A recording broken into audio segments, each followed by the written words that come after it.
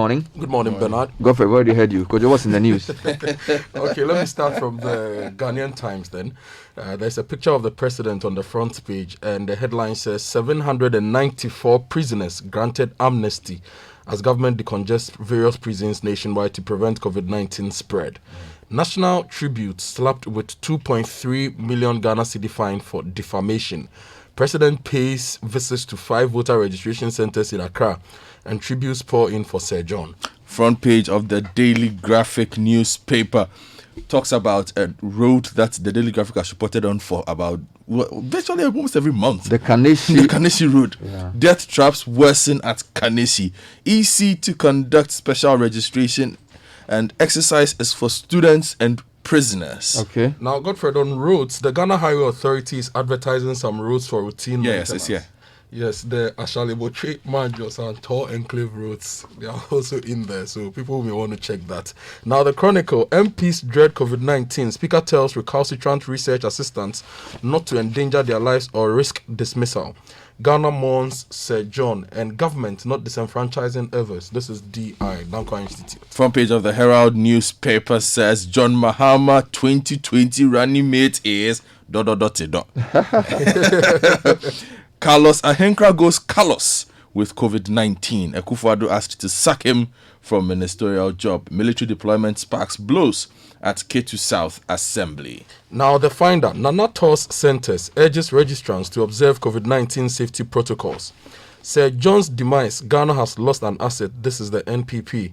And social distancing protocols adhered to as registration continues. Front page of the Daily Guide newspaper. We can't name COVID-19 patients, says the Ghana Health Service. Nana Tos Voters Registration Centers and People's General Sir John dead.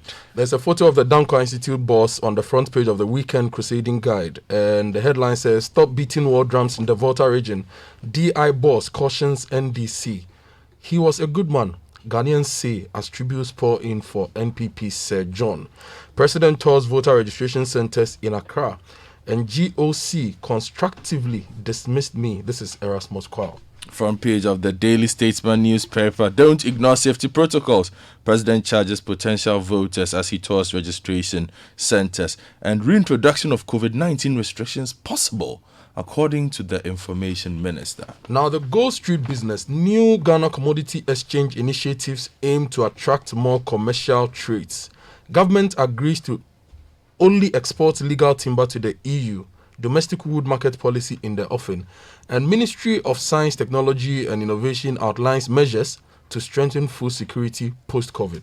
Front page of the BNFT. Despite low finance, agric topples industry again. And there's a graph here of agric versus industry growth rate. New companies act to halt fronting in fishing sector, but proper enforcement crucial to achieving success. Let's go online before Kojo comes in. CitiNewsroom.com. I visited voter registration center despite testing positive for coronavirus. Carlos Ahenkorah. This is an audio making the rounds on Citi News and other websites. Indeed, it's actually making the rounds on WhatsApp as well.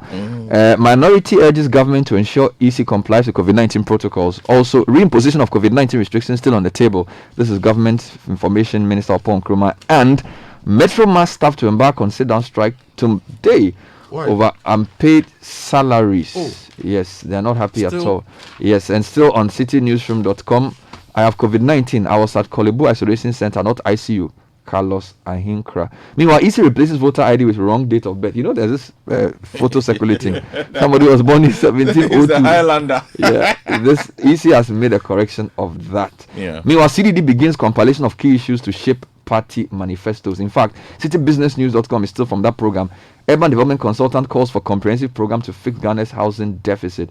Also, Financial Service consumers cautioned against increased cybercrime amid COVID-19. MyJournalLine.com leads with Carlos as well. Deputy Trade Minister visited voter registration centers knowing he had tested positive for COVID-19.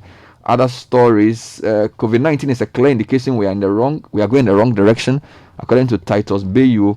Meanwhile, Rawlings says terrorism threat is real. Let's collaborate to avert it. And 3 NDC Swansea branch executives arrested over illegal possession of registration forms. If you go to Star News, resign or be fired. Akufo-Addo to Carlos Ahenkorah. Also, don't lose your guard on COVID-19 as you register. Rawlings appeals Meanwhile, Kadma Mill says, I have an excellent relationship with Mahama. And the speaker says he will sanction MPs who mark absentee colleagues present. We're doing things there. God. Now, BBC is leading with Texas. The governor of Texas mandates wearing of face masks. So, so that's how the thing is going in that country.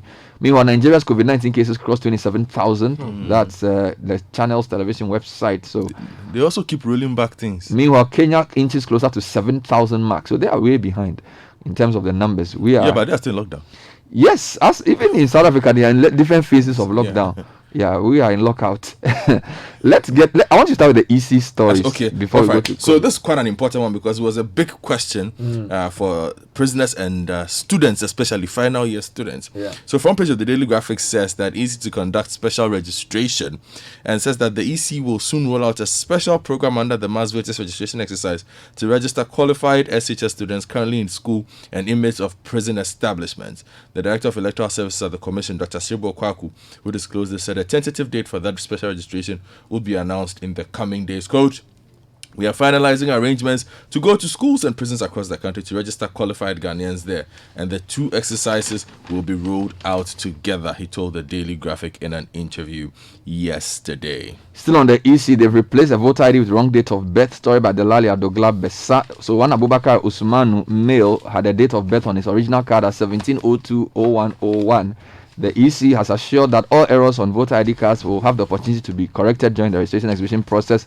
The Electoral Management Body gave the assurance after replacing a voter ID card with a wrong date of birth back to the owner. Now, photos of the wrong date of birth went viral on social media amid the ongoing voter registration exercise which started on Tuesday, the 30th of June. Now, it says our regional director confirmed that the problem was a typo.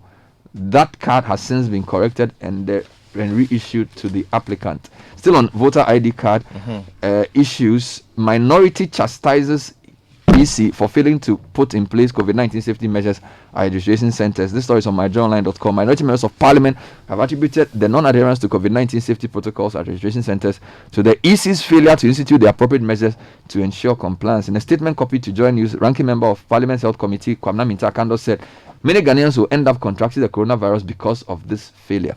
Now, whilst the minority talks about this, the president was told yesterday that is actually not the case, and that social distancing is being adhered to. Now, yesterday when he toured some 5 registration centers in Accra, he was told that upon entering a registration center, all persons are required to wear a nose mask, after which their temperatures are taken by nurses stationed at each center. And indeed, the Ghana Health Service has released 7,000 community health nurses for this purpose. And they go on to write that eligible persons are then required to wash their hands with soap under running water before being allowed to join the queue. Now, what this paper has written and the pictures we've seen, it's accurate. It's on entry. Yeah, and also when it's the social distancing bit. No, because when Samir Yafi's report was aired on TV, exactly what is written is what the guy said. So the president asked him how people are behaving. Then the person said, well, they wear their mask before they're allowed to come in. Then he asked him what kind of registration system they are using. So most of them come with their national ID. A few of them come with passport, and then a lot of them have to use their verification or whatever. You see, the issue is not the upon entry. No, the issue is before the upon entry. Yes, and definitely, if you know the president is coming to your center, you clean up. Now, still on this, a couple of stories are around this. Voter ID suspected COVID-19 case recorded at Dansoma Registration Center. Bernard, that spot. It's not far from your place. 2 seconds from my house. The Assemblies of God Exhibition Registration Center at Dansoma in Accra has recorded one suspected case. What's happening this morning there? Bernard, you would think nothing has happened. Still a lot of people. Bumper to bumper. Well, according to the health officer at the center, the registrant who was seeking to register for the voter ID card had a high temperature and confirmed feeling general malaise. The health officer, Faustin Ohiniwa, told Citi News the registrant had been transferred to a health facility for medical attention. Now, there was a similar incident at Kolebu where a registration center within the precincts of Ablekuma South identified about 20 persons seeking to register. Now let's move to COVID-19 stories since we are there. MPs dread COVID-19. That's the big story on the Chronicles front page. Yes, the bigger story is Carlos Ahenkorah, who is also an MP. Yes, the Carlos Ahenkorah story is on citinewsroom.com. The Herald also has a good version. Yes, the Deputy Minister of Trade and Industry, Carlos Ahenkorah, has defended his decision to step out and monitor the ongoing voter registration exercise despite testing positive for COVID-19. He admitted on Eyewitness News that his doctor had told him to self-isolate, but he had to visit a registration center to resolve some issues that had come up. He insisted that he was very careful when he visited the registration center. Here's a quote: "Yes, I have COVID-19, but on the first day of registration, there was a problem at one of the centers. But knowing my status that I'm asymptomatic, I visited only one center to check on the issue. I never got to the midst of the people. I drove in my car and got down and spoke far away with the EC officer who explained the issue to me. I told her I'll report this to their boss, and then I just left. I was very careful. It is important to for people like us to know our status, because whether you like it or not, we'll go to the midst of people," he added. Yeah. Now, it has received a lot of backlash from various places. There's a story on Star News that says that he's been given an ultimatum. Now, the story says that the Deputy Minister for Trade and MP for Tema West, Carlos Ahenkorah, has been given an ultimatum by the president to resign or be fired. The ultimatum was given to him after the MP granted interviews to several radio stations in Accra, confirming that he visited registration centers despite his COVID-19 positive status. According to Mr. Ahenkorah, he was admitted at the Kolebu Teaching Hospital on Thursday, but was discharged on Friday morning after his condition improved. He also confirmed that he was diagnosed of the deadly disease on June 23 and was asked to self-isolate, but he decided to visit several registration centers because he was asymptomatic. Yeah. Now, there are then other angles to that story where he said he was not in ICU, but he was just at the isolation center, and that he also was next to Sir John when Sir John died. Okay, let me also give you a COVID-related story on page 2 of the Daily Statesman. Info Minister, reintroduction of COVID-19 restrictions possible. The Minister of Information, Kojo Nkrumah, says the government is open to the decision on the possibility of reintroducing restrictions on the citizenry as part of measures to fight the novel coronavirus pandemic. He, however, noted that any such decision will be influenced by lessons or the outcomes of analysis on the current phased easing in places across the country. Okay, let's go to some infrastructure, Bernard. So, back page of the Ghanaian Times, phase 2 of Tamamoto Way interchange project takes off in September. So, what we have now is the phase 1. Okay. Now, Abigail Anora is that Ghana has signed a pact with the Japanese government to commence the phase 2 of the Tamamoto Way interchange project. Now, the project, expected to take off in September this year, would see the transformation of the parallel 2-tier interchange into a 3-tier interchange to further improve traffic within the interchange. Now, still on and when will it end? Or we're not sure? It certainly will cross 2020 election. Yes, definitely. I don't have that here, but let me give you more on roads. The Ghana Highway Authority has advertised some roads for routine maintenance. And you see, a lot of people have been sending us their roads.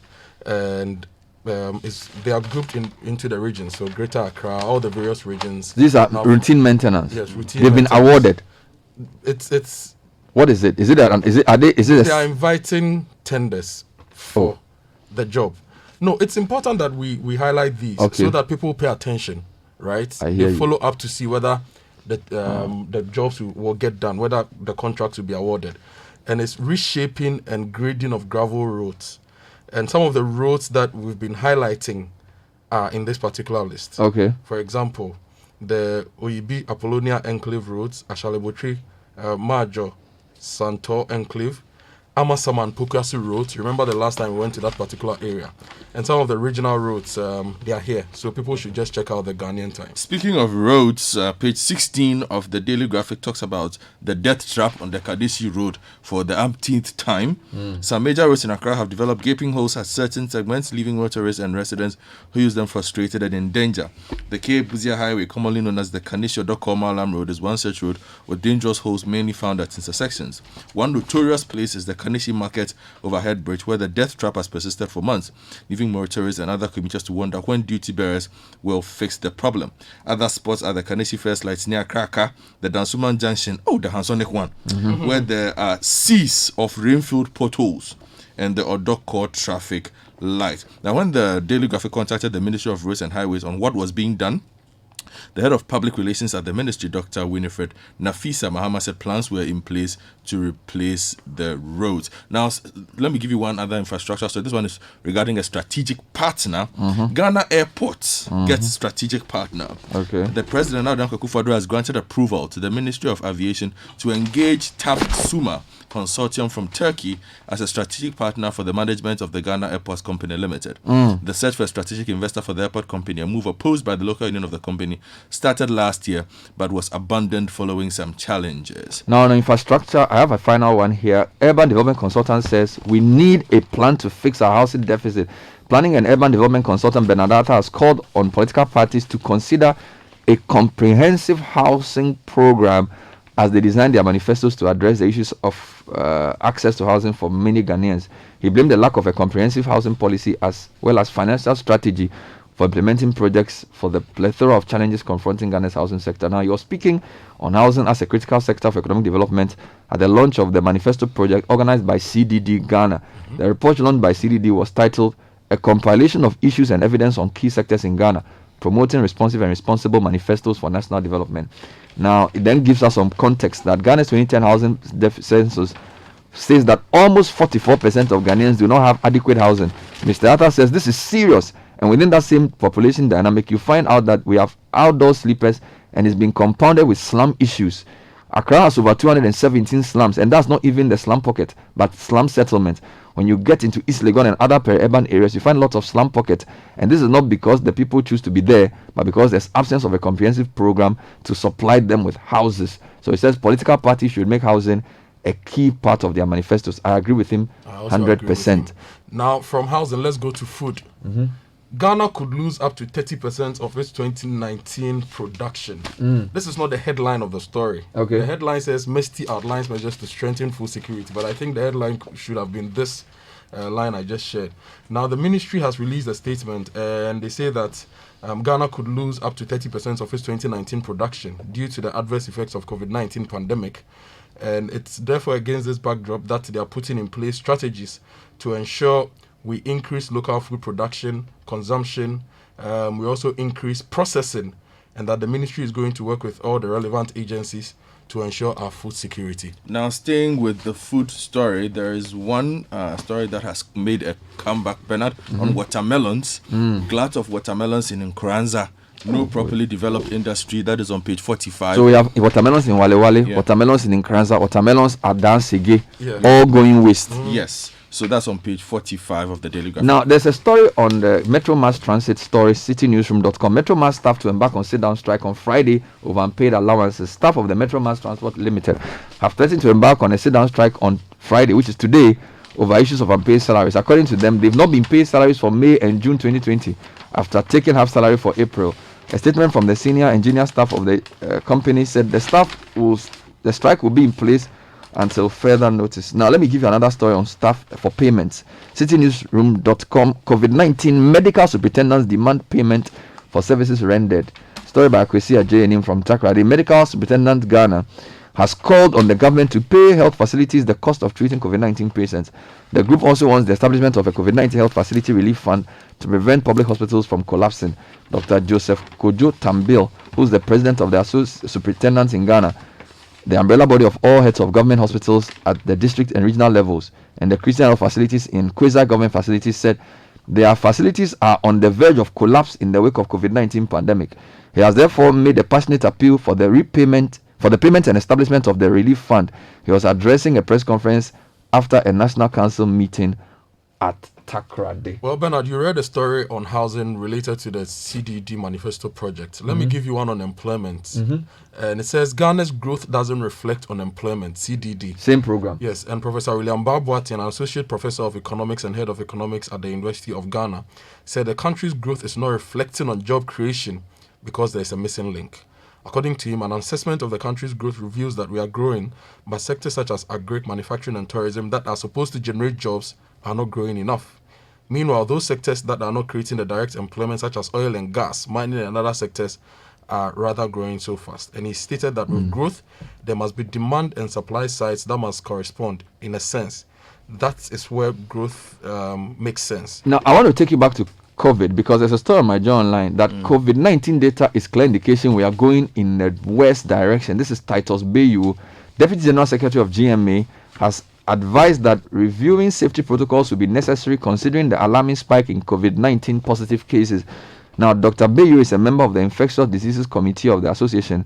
He lamented the poor observance of safety protocols, which have caused an increase in infections.